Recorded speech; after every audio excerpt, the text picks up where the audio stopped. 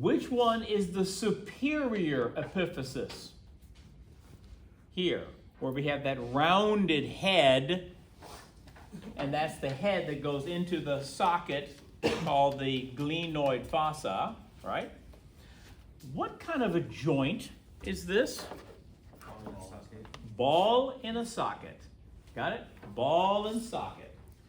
How else do I classify this ball and socket joint?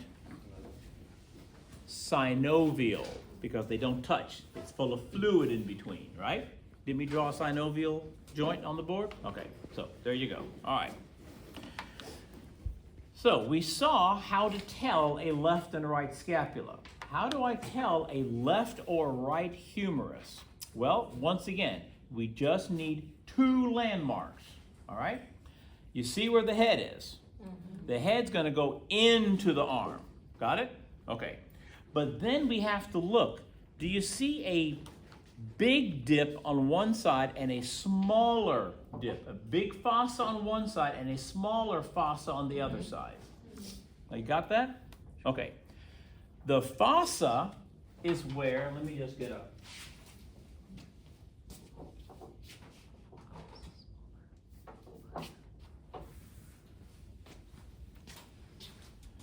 What bone has that hook on it that you hurt yourself? This is the ulna, okay? As you can see here, the ulna is the one that does the hinge joint, but who does the rotation joint? That's the radius. It's going to radiate over. Got it? And the ulna stays put. Got it? That's how we know that you are in correct anatomical position when your palms are forward, because then both of these bones are next to each other. Got it? Any other time, they'd be crossing each other, and that wouldn't work for a nice x-ray picture. 10-4? I mean, this is normal here.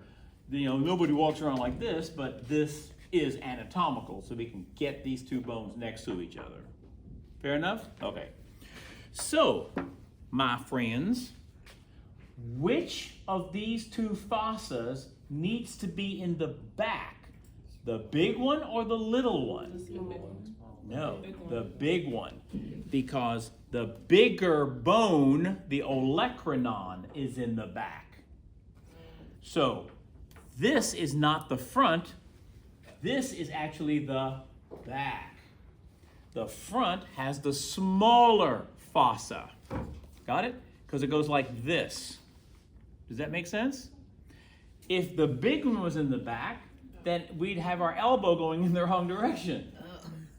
Does that make sense? The bigger bone goes into the bigger hole. The smaller bone goes into the smaller hole. Might not be a hole, but divot. Are you with me? So we have the big one. So now, if I'm holding this bone up, is this the front or is this the back? That's the front. Yeah. The smaller one is the front, the bigger one is in the back. So if that's the front and there is my head, is this the left or the right? It's my left. Got it? It couldn't be my right because then my elbow would be going in the wrong direction because my bigger one is here. Does that make sense? Everybody with me? Okay, so like I said, for all of these things, for left and right, is really only two landmarks you need to look at to make sure, all right? So let's talk about the things we need to know on this humerus, all right? Read it off to me. What's the first thing you got to know? The head, which is the rounded part, okay? So we can do ball and socket. What's next? Okay, tubercles, greater and lesser. That's these two bumps right here. There's a bigger one here and a smaller one in the front. Do you see the two bumps? Bigger and smaller. This is where we attach ligaments, okay? These are bumps sticking out so we can attach ligaments to these acromial processes and stuff. Got it? To hold your arm in place. Which one is it? I'm sorry. these two right here. Boom, boom. The lesser, the greater. Greater and lesser? Oh, is there something between the greater and the lesser? Yes. What's it called? A fossa? Coronoid fossa. No, it's not in. Oh, I don't see it. I don't see it either. Well, darn. What is it? I might just tell you what it is, okay? What is the prefix for between? Not intra, that's inside. Inter. Enter. Inter is always between. Okay, let me write that down, folks. Don't mess this up. Inter equals between. Okay? So, do I have a suture here between the two maxilla bones? That's called the intermaxillary suture. Do I have a suture between my two nasal bones? Because they come together. Internasal suture. What do I call your cell between mitoses? Interphase. Between the splits. Yes or no? Yeah, okay. So, this is a dip or a notch between these two bumps. What are these two bumps called? Tubercles. This is the intertubercle notch. Make sense? Between the tubercles. See the notch there? See the little notch? That's because that's where one of the heads of your bicep has to go. See? So your bicep doesn't get pinched when you lift your arm up like this. If the bicep was on top, it would be pinched by the acromial process. But because it's in that notch, it doesn't get pinched. See, nature thinks these things up, on purpose. What did I say the tubercles were attaching? Ligaments. Bone to bone. Got it? To take. Who's bigger? Your humerus or your femur? You see these two big bumps here on the femur? These big bumps are called trochanters. But again, I got two of them. But look how much bigger they are because the muscles and the ligaments are much bigger in your legs than in your arms. Make sense? Okay. All be good? The word tuber, I think I might have said this to you guys earlier. Tuber, from which we get the word tubercle or tuberosity. A tuber is a thick root that we eat. A carrot, a potato, got it? Other things that are in the ground, like what rutabagas, I don't know what else is in the ground. Turnips, radishes. Huh? But I said potatoes, yeah. Okay? He just woke up. But tuber means a thickening. Now, aren't those thickenings on the bone? Yeah, tubers. Got it? So make a tuber into a more sciencey word, tuberosity or tubercle. Got it? Okay, good. What else do I need to know on Mr. Humerus? Neck. Okay, neck. Now here is something that you need to keep in mind. Do you see this line that goes around the head? See that line right there? That's actually where the growth plate used to be, and now, instead of a growth plate, is the epiphyseal line. Got it? It's solid bone now, it's a line.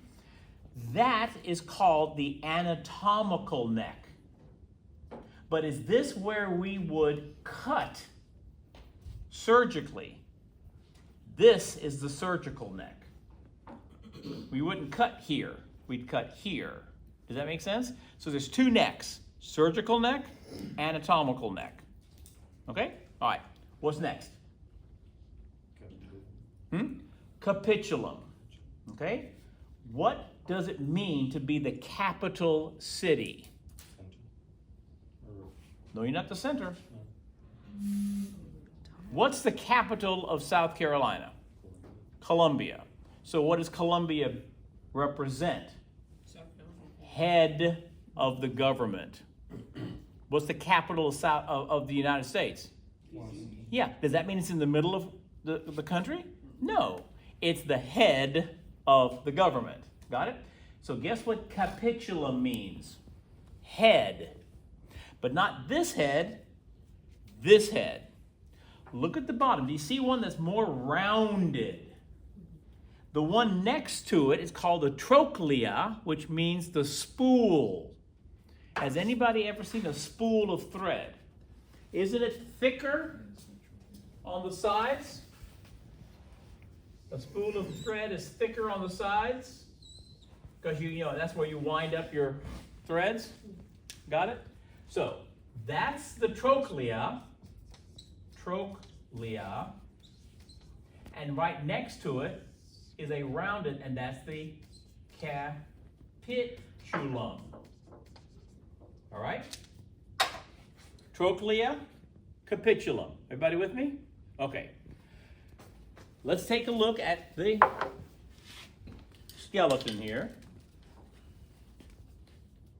Where does my hinge happen? At the trochlea or at the capitulum? At the trochlea. That hook goes around the trochlea. Got it? And which one allows us to rotate our radius?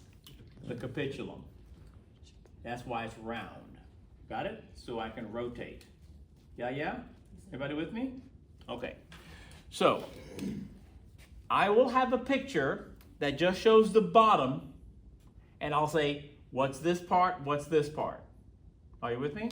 Okay. Will you ask what's this part of the humerus? No. It'll just, okay. What's this part? Yeah. Okay? But you have these pictures. They're all online. Okay? The whole bone, the top part, the bottom part. It's just that if I put the whole bone, you may not be able to see these little parts. But if I show you just a blow up of the bottom, you'll be able to see it better. Okay? Are you with me? So just remember, capital means head of government. So capital means something that's round, capitulum. Okay? All right. What else do we need to know? Okay. The fossa is the dip, right? Okay. If the whole thing is the trochlea, like this whole piece right here, these whole two, like, or just the point? No, this whole piece is the trochlea, Okay. and that's the capitulum. Yeah. So that one in the middle. Right. This whole thing is the trochlea, and this is the capitulum. Okay. All right. Everybody good? All right. This is the what bone with the hook? Ulna. Okay. What is the name of your elbow? The olecranon? Olecranon. Olecranon. Close. It'll be spelled for you, so you got to pick it. Yeah. That's the olecranon process. So this is going to go into which fossa? Olecranon. Is that the little one or the big one? It's the big one in the back. Got it? Are you with me? Olecranon. Got it? So the olecranon process goes into the olecranon fossa. Got it? Well, what's the little one called? Coronoid fossa. So what do you think this point is going to be called? The coronoid process. Got it? So that is your second coronoid process. Where's your first coronoid process? The one that will be on your test? Yeah. The one coming up? Yeah, brain. No. In your jaw. These 2 points are the coronoid processes Oh, yeah. because they stick up like the points on somebody's crown. That's right. That's why we have 2 coronoids and 1 coracoid. 10-4? So the ones in your jaw and the one at your ulna are both coronoid? Yes, they're both called coronoid because they're both The pointy. two, yeah. How do they name them the same thing? That doesn't make sense to me. Because they both point up. Because they Does that both not point get up. Confusing? Huh? Does that not get confusing? Not to the person who came up with the idea. Calling a, well, listen, how many fossas do we have? We got a fossa here and a fossa here and a fossa here. Because fossa means what? A dip. Coronoid means what? A point. That's why. So you use it where you see it. But you would label it like the ulna coronary process. Yeah, of course. Yeah. Okay? Does that make sense? All right. So, what else do I need to know? Medial epicondyle. Now, the condyle is your capitulum and your trochlea, because that's where we articulate. But the epicondyle is something above the condyle where we attach ligaments. It's an extra bump. Not where we move, but where we attach. Okay? Now, here's the thing. It's where? Medial. So, hold your arm out. Do you feel that bone right there? That's the medial epicondyle. That bone right there. Got it? So, that's this. The medial epicondyle. Remember, didn't we say this was the left arm? Well, there it is. That's that big bump on the inside of your arm. Notice it's on the same side as where the head goes. It's medial. Alrighty?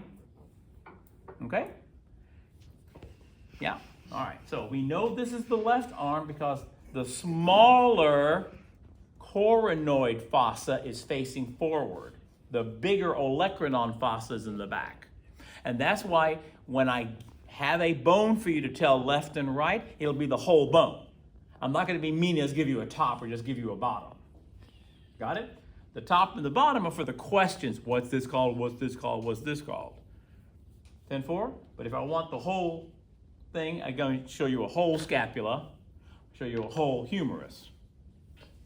Any questions about how to tell left and right?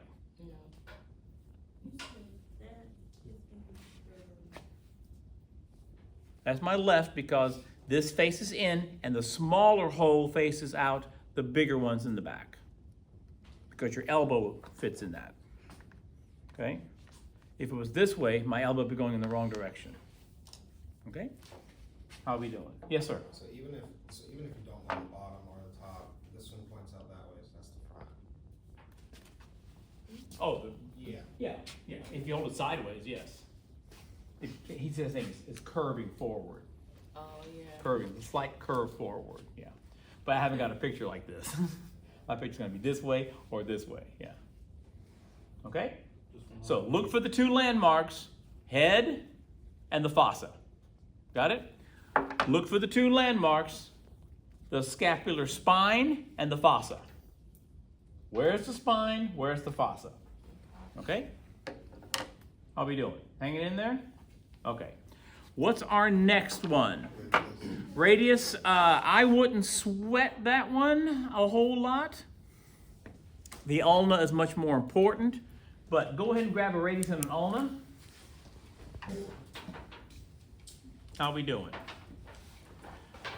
First of all, how do I set up my radius and my ulna? Obviously, that's the top and that's the bottom because that's where your elbow is. Where should the rounded part of your radius be? Down here or up here? You're talking about Up, yeah. Got it? That rounded part has to be up here, right? Okay, so this is your proximal and distal epiphysis, right? Okay. The radius is going to have a head where it rotates, all right? And it's going to have a radial tuberosity. I wouldn't even sweat that. Just realize, do you see that little bump right here on the radius? Mm-hmm. That is a little bump that holds a ligament so they hold on to each other. Got it? That ligament holds the top of your bones together. Cool? All right. And on the bottom end, there is a bump. That's going to call the styloid process. Got it? All right. And you actually have one on your ulna too, a styloid process. Do you have the word styloid process on your ulna as well? That means it's pointy and sticking out, like the styloid process we had in our temporal bone. All right, well, if you feel it, there's one bone and there's the other one. Feel it? One's a little bit bigger than the other, but it's these two bones right here are the styloid processes. So this would be the styloid process of the ulna, and this solid process of the radius. Remember, radius is on the thumb side. So that'd be that little bone. You have to feel it a little bit. This one sticks out a lot more, okay? But that's the styloid process. And if you look at your radius, sorry, this is my ulna. See the little bone on my ulna? Little point on the ulna? Styloid process. And on your radius, that point. See the point? Sticking out? How come the ulna sticks out more than like? This is where you make And your it's like base. smaller. Yeah, it's very small. Thank you. It's just where we attach things, okay? Ligaments. Cool beans, just the pointy parts, styloid process. Yeah? Hanging in there? All right. And of course, on the ulna, we've got to know, we got the big olecranon process and the smaller coronoid process. The ones that fit into the bigger fossa and the smaller fossa. Where else have we seen the fossa and the process with the same name? In your jaw, right? We have the mandibular condyle and the mandibular fossa. We do it on purpose. Why give it two different names? Well, in a few minutes we're going to see one that actually has two different names. Pardon me, but they do have that. Okay? All right. Oh, do you see the word trochlear notch? I wonder where there's a nice big notch that fits on my trochlea. Right there. Doesn't that fit on the trochlea? That's the trochlea, and that's the notch.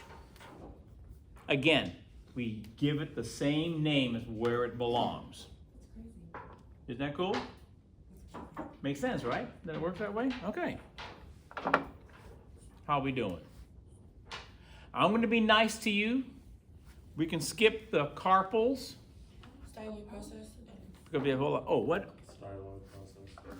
Okay. Oh, I thought you said that. Remember the point. Yeah. Yeah. We got a styloid on both of them. Okay?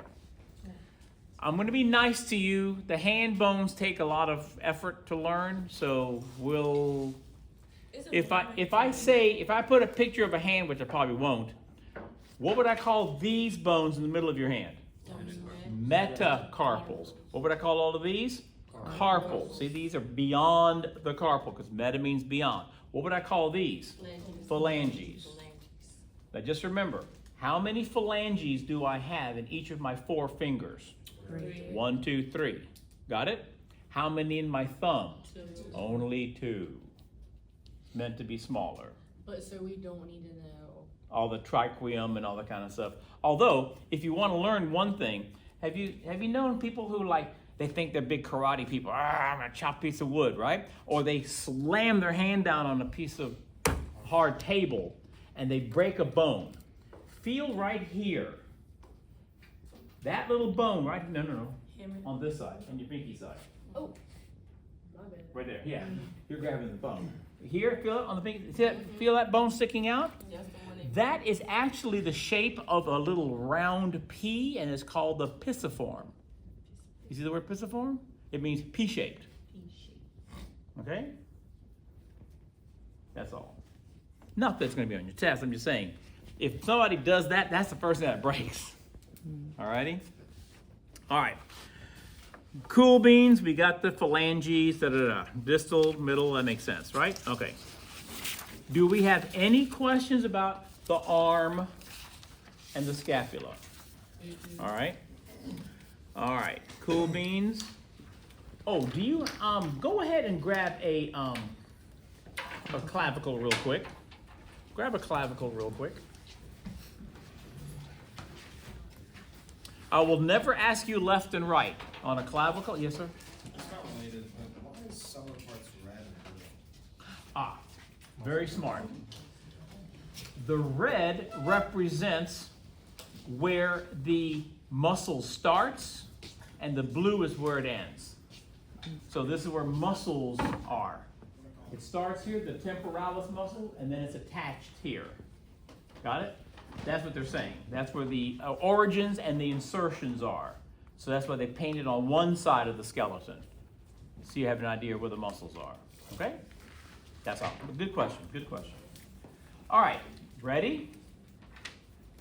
Clavicle. If you hold your clavicle up, is there an extra one in the box? There you go, thank you. All right, please note, your clavicle, do you see how one part is flat this way and one part seems to be flat this way? Got it? Flat this way and flat that way? All right. The part that is flat this way, okay, is actually the one here where your sternum is. That's those little bones. I don't know if I can, I'm not skinny enough to show them to you, but those bones that stick out right here? Yeah. Okay, that's why it sticks out. Got it? That's why it sticks out. All righty? Do you feel that dip here between them? Yeah. What's that called on your sternum? The jugular notch. That's the notch in your sternum where the two jugular veins would be coming up from. Got it? That's called the jugular notch. All right, so the flatter part is here and the thicker part is here. So on my test, if I show you one of these, this would be the sternal end, and that's the acromial end. The end that touches the acromion, and the end that touches your sternum. Does that make sense? Acromial end flat this way, sternal end flat that way. What's the sternum tip? The sternal end is the bigger one, Okay. and the flatter one is the acromial end. Okay? Have you ever seen somebody, maybe on TV, or maybe you knew somebody, who's like in some kind of a body cast where their arm is like this? You know? Yeah, they broke their clavicle, and you got to keep it steady. If you keep doing this, you're going to be moving your clavicle constantly. So you got to have your arm braced out, you know, with all sorts of braces, and then a cast. Does that make sense? Now they have one that's like, it's not a cast, it's a, I can't think of like the name of the material, but they have it where it straps around your waist, Yeah? and it straps here and it holds your arm here opposed to all the way up. Okay, okay. Well, It's I'm not like sure a that. hard cast, it's still like sturdy and Right, hard. yeah. Is it the 3D Yeah. printed ones that they're doing now? I don't know, but I saw something about it. I have a lot of my friends have broken that bone playing what? sports and stuff. Yeah, football, yeah. Which you would think that padding would help. It would but- help, but sometimes it doesn't, yeah. Depending on how you get hit and what direction and whatnot, yeah, unless you got a force field around you like in Star Trek, you know, you're gonna break something, right? Okay, are we good with the clavicle? All right, so before we do anything else, let's put these bones back, and then let's grab a pellet. So it can't be a small bone, got it? It's gotta be a big bone. Just like your leg is a much bigger bone than your arm bone, right? Because you got to carry all that weight here. That's also why your feet have to have a lot more muscles and ligaments to handle the weight. Got it? But if you wear the wrong kind of shoes, your feet are going to hurt, aren't they? Because you're now using your feet the wrong way. We'll talk about feet in a second, okay? Let's start with our pelvis, all right? Take a look at this pelvis and tell me, is this the left or the right? Right. I hear both. Mine is the right. Oh, hold on, mine. What's mine? I'm unsure. Okay, I'll tell you. 2 landmarks. Got it? Pay attention to 2 things. Is the pelvic bone sticking forward or backward? Where's your pelvic bone? Forward. And this is the acetabulum. This is the fossa that your that your femur fits in. Got it? So this has to be my right. Is my pubic bone sticking forward or is my pubic bone sticking backward? Forward. And of course, the leg has to fit in here, right? Does that make sense? So 2 landmarks. Where's the dip and where's the point? Got it? Because if I showed you this, then you would know that this was facing this way. Does that make sense? Because your pubic bone is facing away from you now. Are you with me? Hanging in there? Okay. So that's our left and right. Got it? And again, I'll show you a whole bone like this, and you tell me it's left or it's right. Okay? And All right. that's the pubis bone? That's this one. It sticks forward. That's your pubic bone. Okay? It has to be sticking forward, and then this is where your leg goes in. Cool beans? All right. Who's got the opposite one? Who's got a left? Yes, she has a left. See how the pubic bone is facing forward, but the acetabulum, the fossa, is on this side. Got it? Totally the opposite to mine, because that's how it fits. These join in the middle, and your leg is on this side and this side. Make sense? So what's Okay. that pointy part again? Say that again? What's the pointy part? Pubic bone. Okay, the pubis. All right, let's take a look at the words we need to know. All right?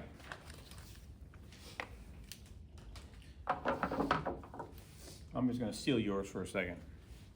Okay. You can have that one. All right. I'm going to use the other one. Right. All right, my friends, what do we need to know on this bone? At the top, iliac crest, also known as the coxal ridge when we put stickers on each other, right? Okay. Because this whole bone here is the ilium. This bone sticking forward is called the pubis, and this bone that makes a curve is called the ilium. But they're all fused together as one thing called the pelvis. How do I classify my pelvis? Flat? Irregular. It's the bottom. It's the bottom part here. Ischium. Okay, Yeah. you said the ilium. Oh, sorry. Ilium, ischium. Sorry, ischium. Keep me straight. Ilium. Ischium. Yeah. She's going like, it's all Greek to me. Yeah, okay, I got you. All right. So,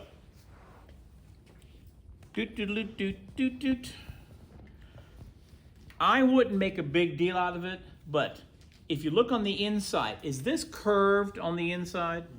Well, that's your iliac fossa. Got it? This is where your intestines sit and your baby sits and all this kind of stuff. Got it? Okay. Now, sciatic nerve, ever heard of that? It comes out of your lumbar and goes down the back of your legs. Got it? So, because your sciatic nerve is nearby, we call this big cutout the greater sciatic notch. Can't miss it. It's the big one. Okay? Now, this is not on your list, but you tell me. What do you think this is? If that's the greater notch, what's this? How about that? The lesser sciatic notch. All right. Next, the auricular or gluteal surface. If this is on the inside of then this is to the outside. Well, what muscle is attached to the outside? That's why this is the gluteal surface. Got it? But there is another question that says, what is the auricular surface? What does auricular mean? Round. No. It means ear. Okay? This is called the auricle of your ear. Okay? And something that's auricular has to do with your ears and hearing. Got it? Now, look on the inside. Do you see an area that's kind of rough shaped? Where it's rough? Does it kind of reflect the shape of an ear in this rough area? Kind of curved like an ear? Well, it's supposed to be. This is part. This is that part. Oh, just that part. Just that part. Oh, okay. Okay? It's rougher right See here. it? Just that part right there. Okay. Okay? Just this part right here. See it? Just this part right there. Kind of curved like an ear. Okay? You know why? Because that's where the sacrum fits. The auricular surface, the ear surface, is rough because that's where the ligaments are to hold your sacrum in place. All right? Take a look, see? Your sacrum is here, and it's attached in that area, in the back. All right? Okay. Anterior, okay. What's a spine? Sticks out. Okay? So, this is so ridiculous. I don't understand why this has to be even on here. But you have your spine sticking out in the front or in the back. That little point here. I would never put that on you. Okay? All right. But I would actually, I don't know. Oh, there it is. I would go over to the ischium. See the ischium? And that's this guy, right? That's that curve here. That's the ischial spine. That's easier to see. See how it sticks out? That's the ischial spine. Can't miss it. And if you, here, that point. Already? No, point. Yeah, the point. Spine is the point. Sticks out. Okay? Two. Got it? Ischial spine? I wouldn't worry about the anterior and the posterior up here. Ischial spine. This whole thing's the ischium, right? This curved area. What else do I need to know on the ischium? Well, we have an obturator foramen. Do you see a foramen here? Got it? See it? That's the foramen. It's called the obturator foramen. I wonder why. Well, because there's a nerve that goes through here called the obturator nerve. How dare they? Okay? Obturator nerve. And who comes down here? Sciatic nerve. Hence, sciatic notch. Okay. Doing good? What in the world is this ischial tuberosity? What's a tuber? Or thickening. A thickening. Do you see a thickening right here in the back of your ischium? Got it? Remember, your pubic bone's forward. This is the thickening in the back. Everybody with me? Ischial tuberosity. Okay, and then your pubic symphysis in the front where they join, and the notch that our femur fits into. Because it's so special, we give this a different name. We don't call this the femur fossa, just like we don't call this the humerus fossa. It has its own name, glenoid fossa, and this one is the acetabulum. And that's because they're so special, and these are the ones that have to be replaced, and there's problems, and this one is the one that gets dislocated if you fall on your arm, okay? Acetabulum. That's that big fossa here that the head of the femur goes into. 10-4? Okay.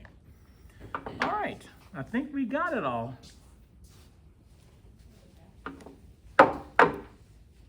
Is this left or right? Right. I mean, Left. yeah, left. Left. I gave her my right one. Forward to the side. Two things.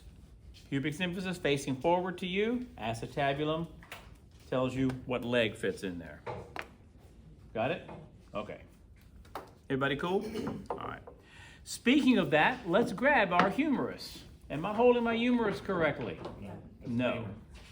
The head is proximal. This is the distal epiphysis. Got it? That's the head. Oh, have we got a neck to look at? Yes, we do. Now watch. Do you see the line right here? That is the anatomical neck. But is that where we would do surgery? No. That's the surgical neck. Make sense? Okay. Anatomical neck, right here on the edge, surgical neck. Now, when we had our humerus, did we not have two tubers there, right? Okay? Two bumps to hold ligaments. Well, this is a much bigger bone with much bigger muscles. So we have two big bumps. See the bigger one up here and the smaller one here in the front? Bigger one on top, smaller one underneath. Well, these are so big they have their own name. What are they called? Trochanters. Greater and lesser trochanter. Yeah, yeah? All right. Right here. Greater. Greater is the big bump, and lesser is the little one in the front. Got it? But they're for attaching ligaments to hold your leg in place. All right? Which one gets dislocated more easily, your shoulder or your hip? Your shoulder. Much more the shoulder. Here's why. How deep is the glenoid fossa? Very shallow. How deep is the acetabulum? A lot deeper. And that's because we don't want to dislocate this. Because if this is dislocated, how are you going to run away from your enemy? If that gets dislocated, you can still run away. Does that make sense? Okay. We doing good? All right. And besides, do I need to be able to move my leg all the way up over my head at all times? Or is it easier to have my arm move up and grab something off a tree? You know, grab that apple or whatever. Make sense? You want to have a lot more freedom of movement up here. So that's why it's a lot more shallow. Okay? That's the cool thing. The more you know about anatomy, the more you realize why it has to look the way it does. Okay? All right, so fovea capitis. What's capital? Head. Head. Look inside your head. Do you see a little dip there? That little dip is called the fovea. And it's not called a fossa because I don't have a bone going in this. I have a ligament in here. There's a ligament that holds my bone in its socket. So that's another thing that makes it harder to pull out. Okay? Everybody cool? All right. Okay, now, next are the condyles and the epicondyles. Got it? Those would be down here, where we articulate with our tibia. Got it? All right, let's flip it over. Is this the front or is this the front? That's the front. It's more shallow because that's where my patella fits. This one is a deeper. Got it? Because that's in the back of my knee. Everybody with me? You see these two rounded things? Those are the condyles. Just like the two condyles that allow my head to rock up and down. All right? These are condyles. They are rounded bones for articulation. All right? Here's my question. One's called medial and one is called lateral. Medial in the same direction as the head and lateral on the outside. But look at the sizes. Which one is bigger? The medial. Because where is all the weight? In the middle. Got it? So the weight's going to be in the middle. That's why this is the medial condyle. Which reminds me, these are condyles too. Which one of these two is bigger? This one or this one? This one. So this is the medial. Got it? Because it's bigger to take the weight. All right? Okay. How are we doing? If these rounded, smooth ones are where we articulate, what do we call these two bumps above it? Epicondyles. And these bumps are where we attach the ligaments that hold my legs together. Epicondyles are these bumps on the side. Got it? So which epicondyle, I'll face it the right way, which epicondyle is this? Lateral. Which one is this? Medial. Yeah, yeah? And the last word is the what? Intercondylar notch. Where's that? Yeah, the notch between the two condyles. Didn't we have an intertrochanteric notch here? Intertrochanteric condyle. Intercondylar notch here. So, how can I tell if this is left or right? Look for two things. First of all, look at the head, and then look at this surface down here. If the surface has the big notch, he's facing away from you. If the surface is flat, he's facing towards you, because that's where our patella slides. The patella is not attached here. Are you with me? The patella floats over it. That's why the patella is known as a sesamoid bone. That's a short bone that floats on top of another bone. Got it? Well, it has to, because as I'm moving my leg, I want my patella to always be in the front. Got it? And not move up and down with my leg. Does that make sense? So, have we got the femur under control? Look for two things: the patellar surface and the head. Got it? Okay. Now, patella, we know what that is. All right. Next, the tibia. How do I know this is a left or a right tibia? Look for two pieces of information. Where is the bigger of the two? Got it? The bigger is the medial. Got it? Are you with me? The bigger of the two condyles is the medial condyle, because that's where the weight is. And then look over here. Do you see this bump? Reach down on your leg. That's the bump right here. And your big old knuckle bone. Got it? And is that knuckle bone on the outside or on the inside? Inside. So this is called the medial malleolus. Okay? Another thing you can look at if you want to. Feel your tibia. Which part is pointed and which part is more rounded? Feel the front, how sharp that front is? Yeah. Right? Do you like I want to bite I or did something? exactly what you asked. I know, but then you look at me like, oh my God, I'm going to catch something. Does it hurt somebody kicks you in the shin? Because you have a muscle right on top of this called the tibialis anterior. And when you kick that tibialis anterior, this bone cuts into it. That's why it hurts. Does that make sense? Okay. 10-4? Then begin. What's this bump called? Oh, that's just a ridge. I don't think it's even on here. What about the Okay, I know what it's called. It's called the anterior crest. Okay. Okay? That's the anterior crest. Okay? All right, so. I have a quick question. Yes. So, say like you were to get a shin splint, what would cause that? A shin splint has nothing to do with your bone. That is your muscle being pulled. Okay? And that's because you did too much activity.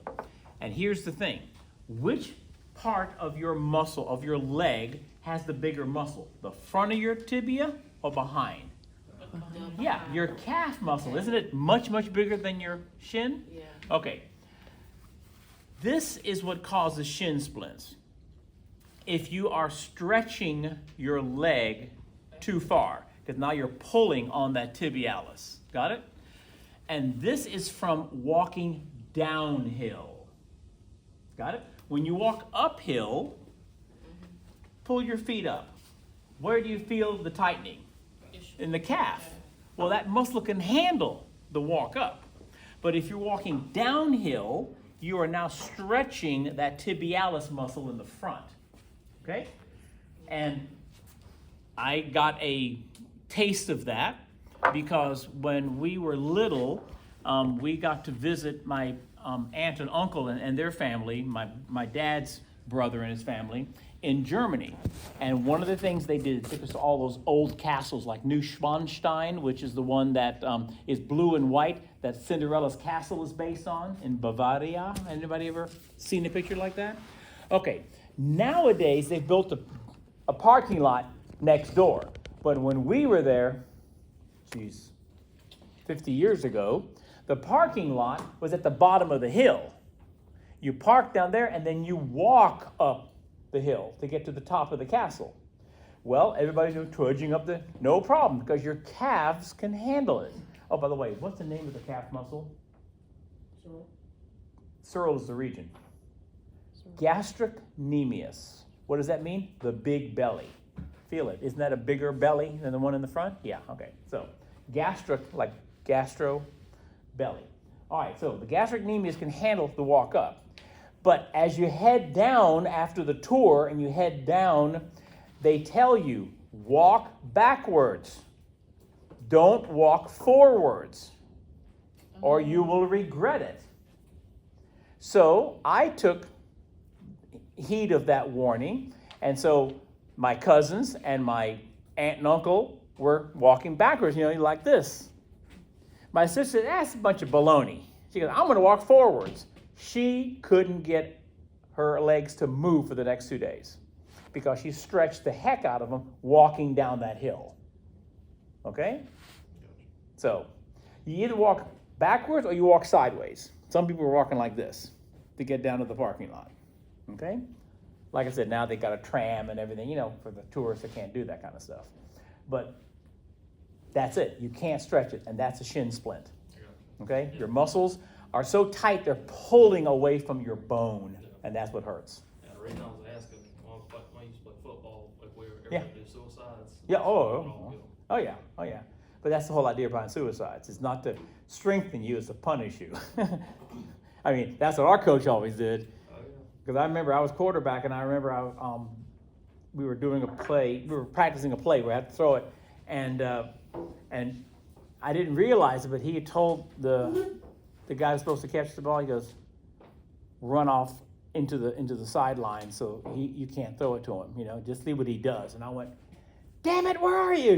He said, that's it, suicides, so I had to run back and forth till I passed out. But he didn't want any cussing, okay, on the team, which makes sense. I shouldn't have, but I was mad. Anyway, are we good? Okay, now, let's take a look at the parts. What do we need to know? We got our tibia. We got our condyles, right? And we have, what's inter? Do you see something sticking up between these two condyles? It's called the intercondylar what? Eminence. Now, you might say, oh man, why do we have to learn such a nasty word like that? Well, it's actually an English word. What does it mean if somebody is eminent in their field or preeminent in their field? Anybody ever heard that? It means you stand out in your field of study or your field of work. Does that make sense? Preeminent means you are really stand out. And that's what an eminence is, prominence. Got it? Yeah? All right. What's the next word?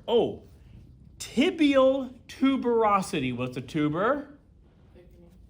Feel in the front. Do you feel that bump right there in the front? Yeah. Thanks. Okay. See? That bump right there? Now, reach down and feel your own bump under the patella. That's the bump that sticks out. Feel it? Yes, ma'am? You gonna have us in here touching our I don't know. You tell me. Is this left or right? Right. This is the right. Right. Because that sharp part is in the front, and that's medial. See? If that was in the front, I'd have my malleolus on the wrong side. Got it? It's got to be here. Make sense? Okay. So, we got the crest and then the medial malleolus. Okay? Okay. What fits here on the outside of your lower leg? The fibula. See, yours is already attached. Isn't that nice? So, which leg is this? The left or the right? That's the left for sure. Got it? Bigger thing here, malleolus, and your fibula to the outside. See how small that fibula is compared to the tibia? Because all the weight is here. This little tiny bone here is just to make sure you can't spin your foot all the way around. All right, let me tell you a quick story. This is sure you can look it up on the internet. This little kid was playing, some, I guess, touch football, which kind of turns into tackle football in somebody's front yard. And he was a little skinny, scrawny kid, and he didn't want to get tackled, right? Well, all these kids are throwing there, and the ball pops up into the air, and he catches it. Well, guess who? Everybody turns around and goes, ah, after him, right? And he got so scared, he turned his feet backwards and ran that way. And of course, everybody went, oh my God. And that's when they realized he was born with no fibula. So he could spin his feet all the way around backwards. Got it? That's why you can't spin your foot all the way around, because that fibula keeps it. But that fibula wasn't there. He spun his feet completely around. Where would the patella go?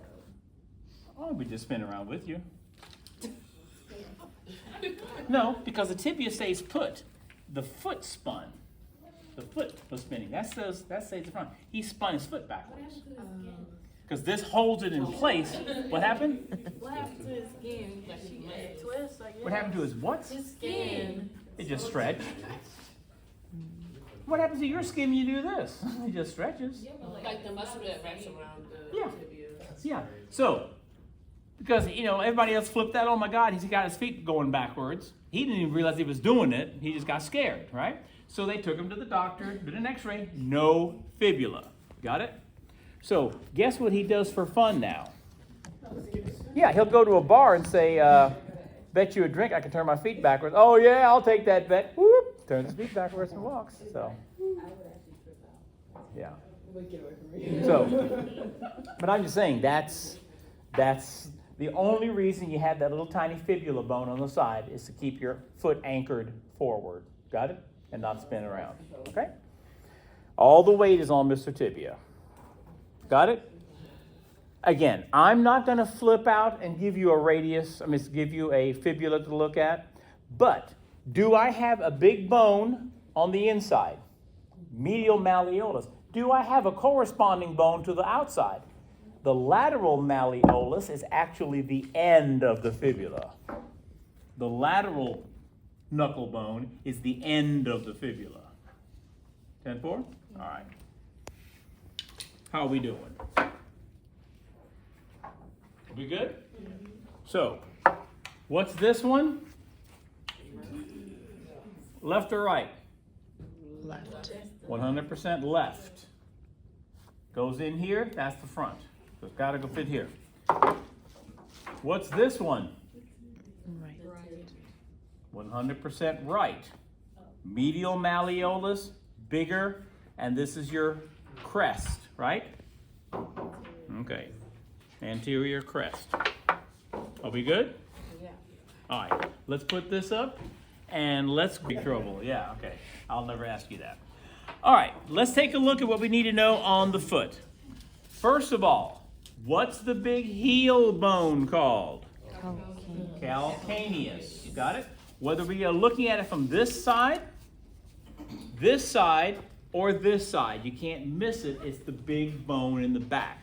And from this comes the calcaneal tendon. Got it? You were asking about why is it blue? Because it goes down from the gastrocnemius and attaches here. Got it? Did we talk about why it's called the Achilles tendon? Okay, the look on your face? Maybe not. All right. Who was Achilles besides Brad Pitt? Told her, if you want your son to be impervious, dunk him in the river Styx. And wherever the water touches him, he'll be impervious to damage. Well, did she throw her baby in the river Styx? No. She held him by his heels and dunked him. So what's the only part that was not covered with that water? His two Achilles tendons. Got it? Well, of course, he grew up and he was the greatest warrior in the world and nothing could hurt him, nothing could kill him. Okay? But how did he finally die? They cut his tail. Somebody shot him with a very bad aim in the heel, and that's all it took to kill him. Okay? That's the mythology behind it. Got it? What is the reality behind it? Well, if you are fighting with a sword, if somebody cuts your Achilles tendon, can you stand? No. So you're automatically at a disadvantage and you're going to get killed. And that's why we use that term, what's your Achilles heel, when it comes to your job or your relationships or your sport. Your Achilles tendon is your weak point. Got it? We just call it the Achilles. Make sense? Okay. But that's the story behind it. All right, next word is the talus. That's this big bone on top that we rock our tibia on. Got it? This on top. See how rounded it is? That's what we can do that. We can rock on it. Next is the navicular. What does the word navy mean to you? Okay, water, but also the boats on the water. Okay, that's what the navy actually means. It means the boats. All righty? Now, if you look over here, do you see a curved bone right here that might look to somebody like a little boat? That's why it's called the navicular. This one right here, yeah. That curved one right there. Got it? That's the navicular because it looks like a little boat. 10-4? All right. What's next? The one I broke. This big one here called the cuboid. This big one right here. It's called cuboid because it kind of looks almost square. Okay? That's this one. Got it? Whether you see it on this side or see it on this side. Make sense? That's the cuboid bone. Did I tell you how I did that? Mm-hmm. Okay, so not fun. All right. He's going like, yeah, I can't get over all those stories. Okay. And you want to be with me one more semester? Oh my gosh. Okay. Are you with me? Got it? Now, look at the rest of them. These three little bones here are together are called the what? What does that mean, cuneiform? That was a type of writing that the Babylonians used. The Babylonians used a writing that looked like this. Or it was a cube-like shape for their words or their letters. Does that make sense? And these three little bones right here look like three little cubes. So they call them cuneiform, okay? Like the Babylonian writing. See, you get a history lesson and a mythology lesson all for free in this class. I'll tell you what. All right, how are we doing? Good? So what do I call all these? Metatarsal. What do I call these? How many bones do we have even in our little pinky toe? 3, but in your big toe? 2. If I have 2 phalanges, what's this farthest one called? What's this one called? What's proximal? You only have 2. You got a middle in your toes. Got it? But yeah, do you realize you actually got 3 little bones here, even that little pinky toe? All right. Do you see this bump? Which metatarsal is this? 1, 2, 3, 4. It's the 5th metatarsal because you count from the big toe. Got it? 5th metatarsal. So if I asked you, what is this bump called? And you see a choice that says tuberosity of the 5th metatarsal, I'd pick it. See how the name tells you exactly what we're talking about? It's a bump on the 5th metatarsal. Got it? Tuberosity of the 5th metatarsal. All right, now, do you have a curve in your foot? You better. It's called the arch. Got it? The top is the instep, the bottom is the arch. Got it? I'm flat-footed. Ma'am? I'm flat. Okay. If you're flat-footed, that means you don't have an arch. Does that make sense? The problem is It hurts. it hurts, yeah. I'm standing. Because your body is meant to have a curved foot here. Yeah. Okay? Now yes, ma'am? Why is some people's they're more arched than others? You are psychic. I was about to say that. Okay? You are psychic. I was born with flat feet. Okay? So, but 66 years ago, they said, okay, the only way to make his foot curved is that he has to wear leather shoes day and night with a big curve under it until his foot molds to it. Do you think I enjoyed walking around like this? Do you think I liked being the only idiot going to school in middle school, and not middle, but in elementary school with leather shoes and everybody else got tennis shoes? I was a big freaking dork, okay? Well, like I've changed any.